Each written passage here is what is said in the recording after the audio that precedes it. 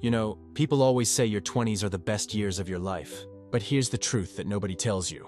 Your 20s are also the most dangerous years financially. Why? Because the decisions you make with money now will echo for the next 30, 40, even 50 years of your life. If you waste these years trying to impress people, drowning in debt or ignoring your finances, you'll spend your 30s and 40s trying to undo the damage.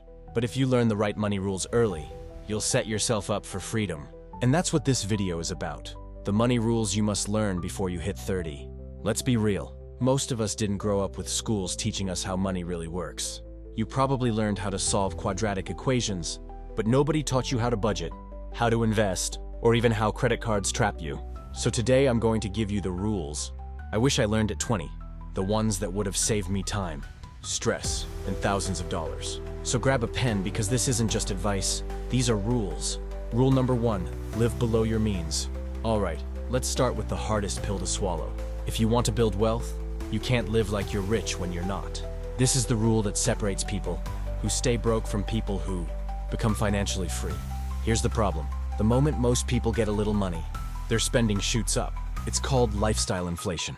You get your first real job, you start making $2,000 a month, and suddenly you're eating out more, buying new clothes, upgrading your phone, maybe even moving to a nicer apartment. Then you get a raise, and instead of saving the difference, you buy a car with a monthly payment. And before you know it, your expenses have risen to match your income. You're stuck in a cycle where no matter how much you earn, you never actually have money. But here's the secret. Rich people don't get rich by looking rich. They get rich by living below their means and investing the difference. Think about this. If you make $3,000 a month and spend $2,900, you're basically broke. But if you make the same $3,000 and spend $2,000, you now have $1,000 left over every month. That's $12,000 a year you can invest, save, or use to start something. Over a decade, that's $120,000. And with compound growth, it could be double or triple that. The trick is simple. Don't upgrade your lifestyle every time your income grows. Keep your expenses stable and let your savings grow instead. Buy used cars. Cook at home.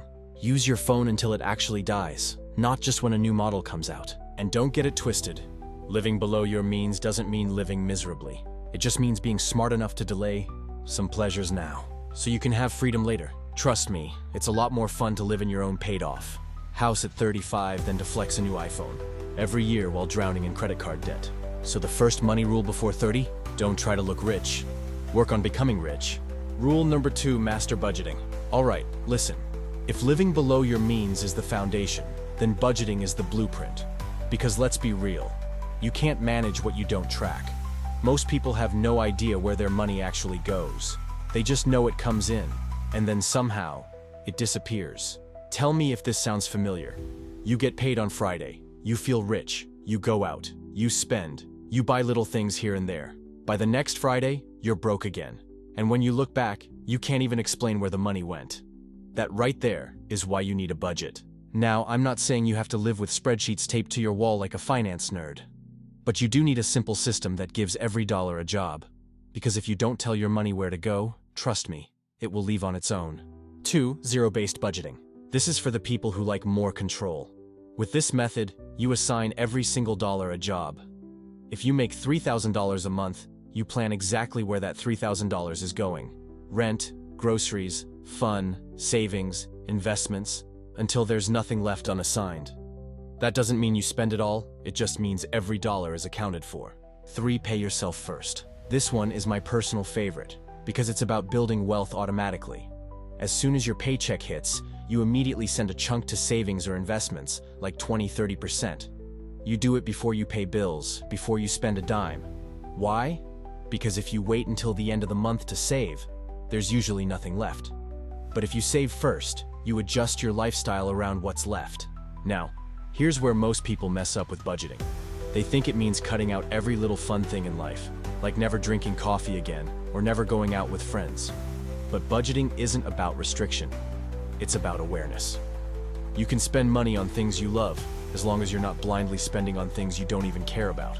For example, if you love traveling, cut back on random Uber rides and overpriced takeout so you can actually afford that trip.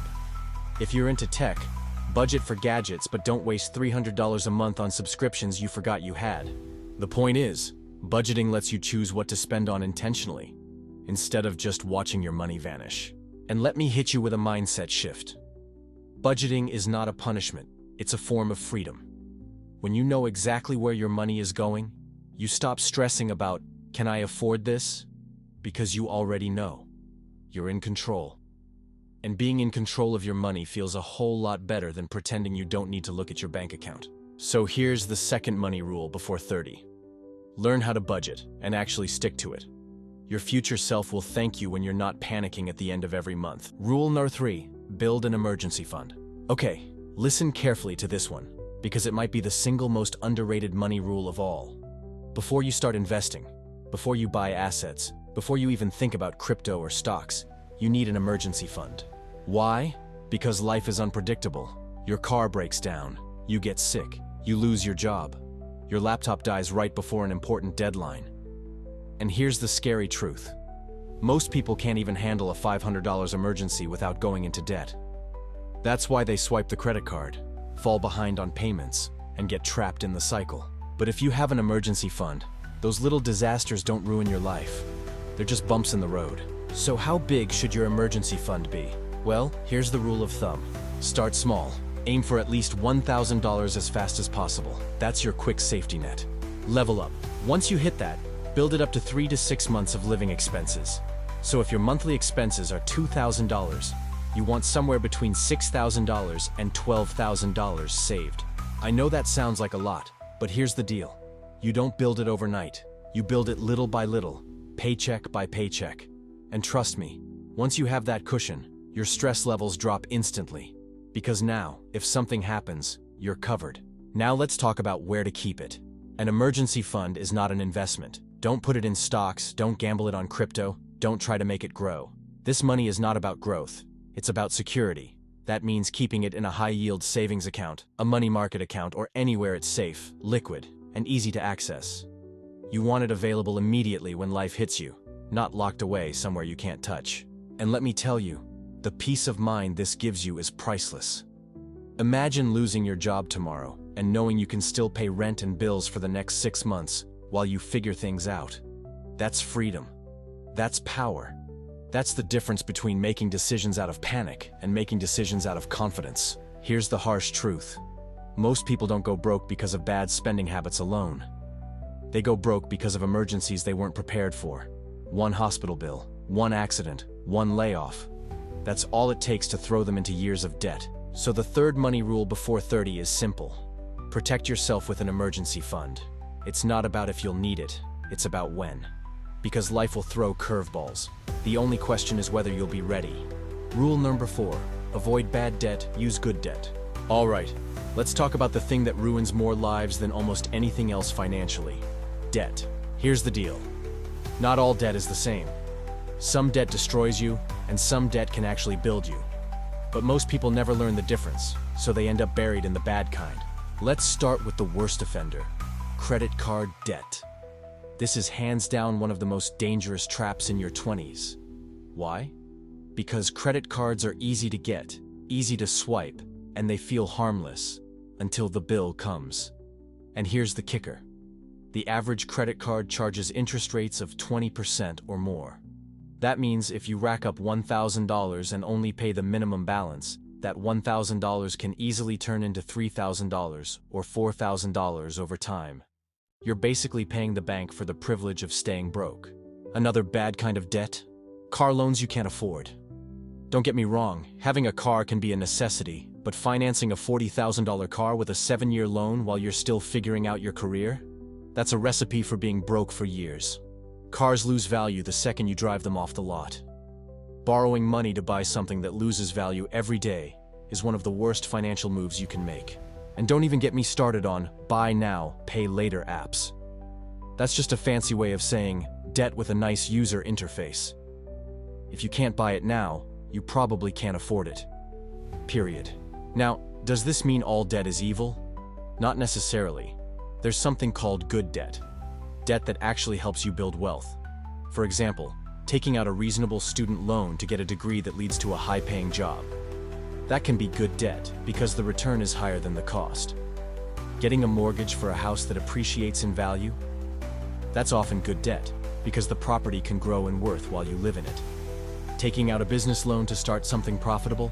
Risky, but potentially good if you know what you're doing. The difference is simple. Bad debt takes money out of your pocket. Good debt puts money back in. Here's how you use this rule in your 20s.